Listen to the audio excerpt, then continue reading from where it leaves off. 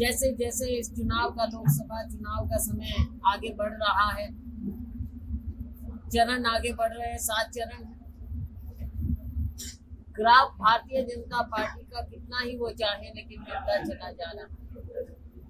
बहुत बड़े बड़े क्लेम किए थे 400 पार, लेकिन अब मीडिया भी दिखाने लगा है कि बहुत नीचे आने लगे हैं।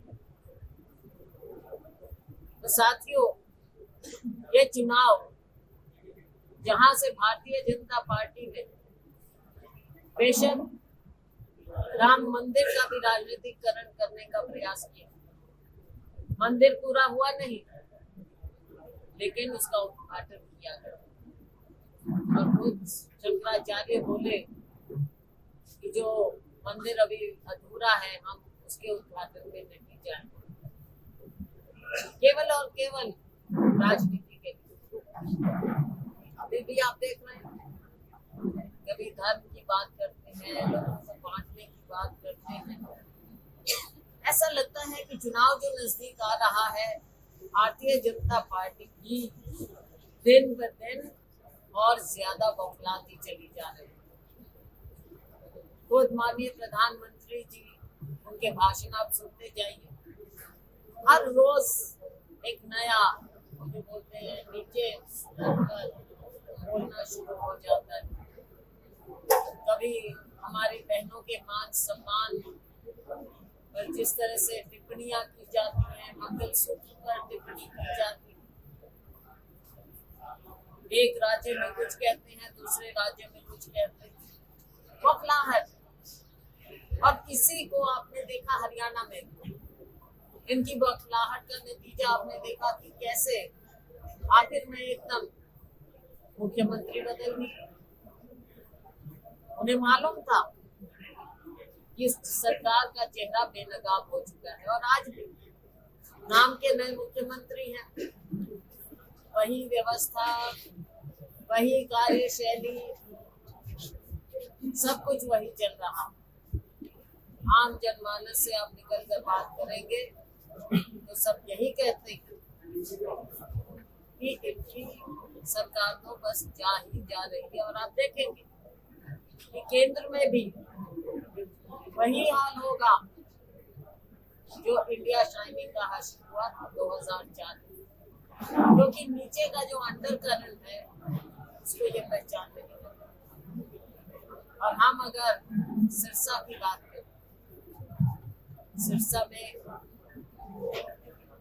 लोगों को ऐसा लगता है कि भारतीय जनता पार्टी का क्या चेहरा देखे, ना कोई विकास हुआ, ना कोई साथ हुआ। किसानों के साथ तो अगर हम बात करें, पंजाब और हरियाणा के बॉर्डर की ऐसा बर्ताव किया गया जैसे तो इंडिया और पाकिस्तान का बॉर्डर। लोगों को घरों में बंद कर दिया गया, बाहर निकलने नहीं दिया, किसानों को प्रताड़ित किया गया। और आज आम नागरिक को, गरीब को ये परिवार पहचान पत्र के चक्रव्यूह में फंसा कर रख दिया। युवा को कुछ दिख नहीं रहा है, बेरोजगारी चरम सीमा पर है। चाहे देश की बात करें, हमारे अपने राज्य की बात करें, तो परिवार पहचान पत्र की खोज। आज हम कालांवाली मंडी में थे तो हमारे जो पल्लेदार भाई और बहन, मजदूर, गरीब से गरीब, उन्होंने हमारे सामने क्या बात रखी। कोई 10वीं पास थे, कोई 12वीं पास थे, और वो कहते कि देखो हमारी मजबूरी, हमको इस तरह से श्रमिक बन के काम करना पड़ता है, ना पूरी लेवल मिलती। हमारे बच्चों का क्या होगा? सरकार कहती है कि बच्चों को पढ़ाओ, 10वीं 12वीं पास करके उनको ऐसे करने। तो व्यथा बहुत है, मैं भाषण नहीं दूं, मुद्दे बहुत हैं। चाहे हम स्थानीय मुद्दों की बात करें, कोई डेवलपमेंट नहीं हुआ 10 साल में देखने को। अब सबसे ज्यादा मुझे लगता है कि जो ये एक और घोषणा किया गया स्वच्छ भारत के नाम पर, जहाँ निकलो गंदगी ही गंदगी है। इसमें भी पता नहीं कितना भ्रष्टाचार है।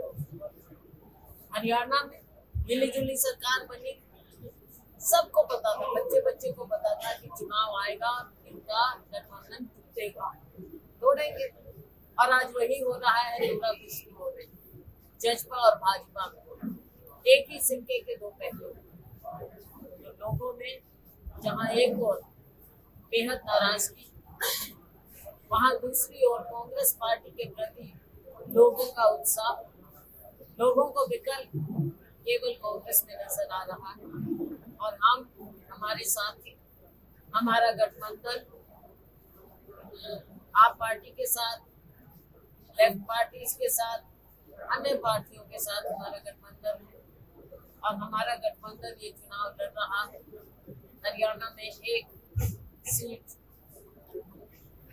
डॉक्टर सुशील गुप्ता जी कुरुक्षेत्र से लड़ रहे हैं, बाकी 9 सीटों पर कांग्रेस लड़ रही है।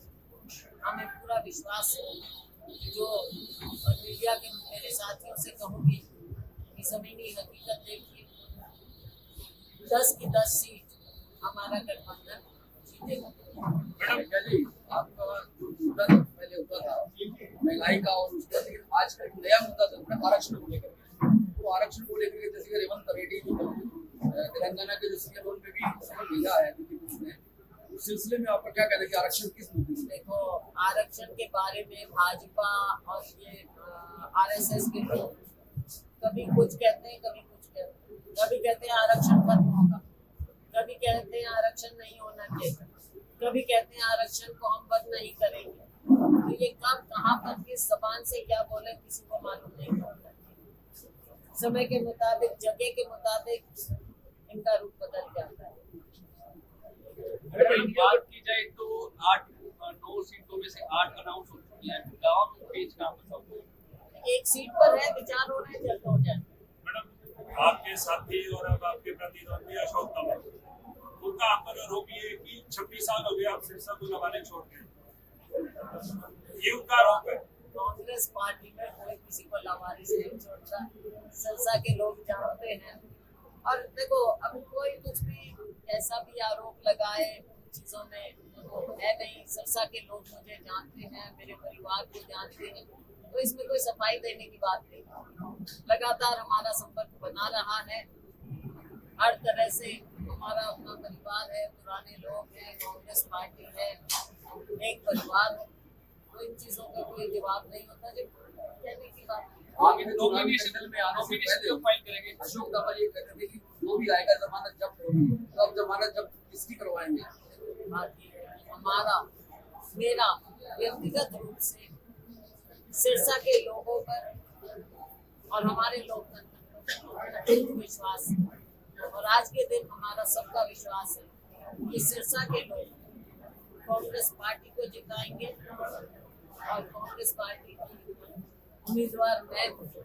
मुझे विश्वास है कि सिरसा के लोग मुझे संसद में।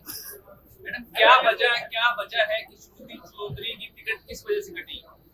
पार्टी में तरह तरह की बातें, हमारी पार्टी पर अंदरूनी फैसले होते कि किसको कहाँ से टिकट मिली। ये बात है, कभी लगता है कि आज के दिन कुछ नहीं। आपको याद होगा 89 में जब मुझे टिकट नहीं मिली, उसमें उस समय कुछ लोगों को लगता था, लेकिन 91 में मुझे फिर मिली और मैं फिर यहाँ से नाराजगी भी दिखाई दे रही है। राजनीति में ये चीजें अप्स एंड डाउन्स होती है।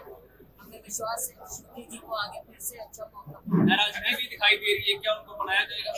एक बार मायूसी होती है, उसमें कोई ऐसी बात नहीं, स्वाभाविक बात। आप नॉमिनेशन कब फाइल करेंगे? 1 तारीख। पिछले 10 सालों में शिक्षा जिला नशा तस्करी में पूरे प्रदेश का नंबर 1 बन गया। लेकिन ये अहम मुद्दा है, लेकिन ना बीजेपी उठा रही है, ना किसी तरफ कोई तकलीफ नहीं आई। बिल्कुल ठीक कह रहे हैं। आज मैंने कालामाली में इसके बारे में बोला था, और ये एक सबसे बड़ा अहम मुद्दा खास तौर से सिरसा के लिए, क्योंकि बॉर्डर्स आज के दिन हमारा युवा सबसे ज्यादा किसी बात से ग्रस्त है। और सिर्फ युवा नहीं, उनके परिवार भी। जब परिवार के परिवार नष्ट हो जाते हैं, कोई युवा अपनी जान खोता है, नशे की लत में पड़ जाता है, उसका जीवन तो बर्बाद होता है, उसके पूरे परिवार का जीवन बर्बाद होता है, उसके माता पिता का आप सोचिए जो सपने संजोए होते हैं अपने बच्चों के बारे में, वो सब नष्ट हो जाते हैं। आप मुझे बताइए कि क्या कारण है कि ये इतना बढ़ता चला जा रहा है और सरकार और प्रशासन इसके बारे में कुछ नहीं कर पा रहे? क्या वो इतने असहाय हैं? क्या कारण है? आंख मीची हुई है या फिर करना नहीं चाहते? सरकार को जवाब देना पड़ेगा इस बात का, क्योंकि यहाँ का युवा पूछ रहा है कि इस नशे से कब मुक्ति मिलेगी। आप बच्चों को विधानसभा में भी उठाया था हमारे साथ, तो ये इतना अहम मुद्दा है। जहाँ शिक्षा की हम बात करते हैं, बेरोजगारी की बात करते हैं, नशे की बात कोई कम अहमियत नहीं रखता, बल्कि सबसे बड़ी बात आज के दिन हमारे लिए है और सिरसा के लिए। क्या लोकसभा चुनाव हुड्डा और शाहजहांपुर एक साथ लड़ेंगे? देखो, ना तो कोई वोट होता, वोट कहने की बात होती है और मीडिया में इस तरह की बातें चलती हैं, लेकिन आपने देखा होगा चुनाव आया है और मैं हमेशा आपको बोलती थी कि अपने अपने लिए, अपने प्रभाव के लिए, अपने साथियों के लिए सब करते हैं, सब नेता करते हैं कोशिश, तो वो तो चलता है, ये राजनीति का हिस्सा है। लेकिन जब चुनाव आता है हम सब मिलकर चुनाव लड़ते हैं। दिल्ली कांग्रेस के अध्यक्ष के इस्तीफे को लेकर क्या कहते हैं? अब उनके कोई क्या कारण है, मैंने थोड़ा सा मीडिया में ही देखा, आजकल मेरा ध्यान ज्यादा अपने चुनाव पर है, लेकिन मैंने थोड़ा सा पढ़ा था, उन्होंने कुछ बातें कही हैं, हमारी हाईकमांड देखेगी इन बातों को।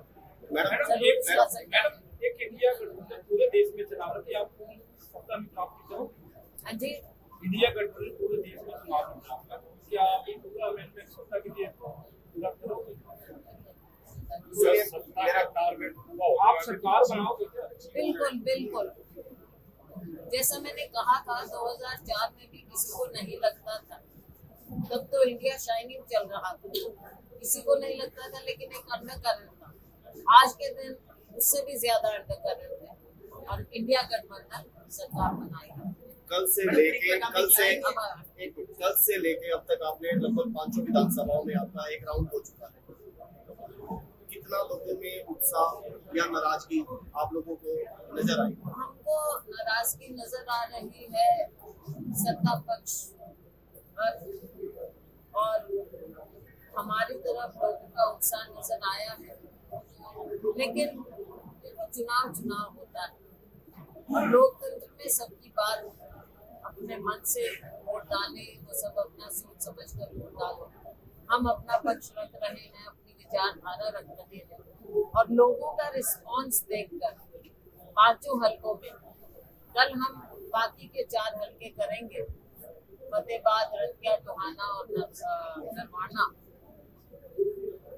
पहले भी थोड़ा उधर गए हैं, मुझे पूरा विश्वास है हमारे सिरसा की जनता पूरी तरह से कांग्रेस का साथ है। गांधी परिवार की ओर से चुनाव प्रचार में कौन बनाना है रहा है? अभी वर्कआउट करें, और टाइम है। हम कांग्रेस के मैनिफेस्टो को जिस तरीके से बीजेपी पेश कर रही है उसके बारे में क्या? बीजेपी अपनी बात कर रही है, अपनी गारंटियां बता रही है। हम तो सरेआम पूछते हैं अपनी गारंटी बताओ, कौन सी गारंटी पूरी हुई है आपकी? ना स्वामीनाथन कमेटी रिपोर्ट आपने लागू की, आपने कहा था, क्या हुआ उस गारंटी का? और उसके बाद आपने प्रॉमिस भी किया था, क्या हुआ उस कमेटी का? आपने कहा था कि 2 करोड़ रोजगार देंगे हर साल, क्या हुआ 20 करोड़ रोजगार देंगे? तो जवाब दीजिए। सबका साथ, सबका विकास, स्वच्छता अभियान, कहाँ है ये सारी बातें? लोगों की जेब में 15 से 20 लाख जुमले ही तो है ना, कुछ बचा नहीं है। आज इनके पास काला धन खत्म कर देंगे, कितना कैश खत्म कर देंगे। आज कितने गुना कैश सर्कुलेशन में है। जीएसटी में लोगों को फंसा दिया, किस गारंटी की बात करें? ना गरीब आदमी को कुछ मिल रहा है, ना नागरिक को कुछ मिल रहा है। महंगाई आसमान को छू रही है, आमदनी दुगनी करेंगे, किस गारंटी की बात करें? आज के दिन इस तरह की बात करने से पहले, कांग्रेस पर उंगली उठाने से पहले वो अपने गिरेबान में झांके। मैडम पहले 2 चरण के जो वोटिंग हुई है काफी कम परसेंटेज हुई है, क्या समीकरण आप देख रहे हैं कि सरकार के प्रति कितनी विफलता है। उदासीनता है। फील गुड फैक्टर है हाँ जी, पहले फील गुड फैक्टर का फील गुड तो हो लिया कि हर बार नया ले आते हैं, ये नया ढकोसला, नई बातें, नए स्लोगन, एम्प्टी स्लोगन्स हैं, खोखली बातें हैं। भारतीय जनता पार्टी के पास जमीन पर क्या है, कुछ करके तो दिखाया नहीं। 10 साल में देखो, आप बताइए, ऐतिहासिक इनको बहुमत मिला।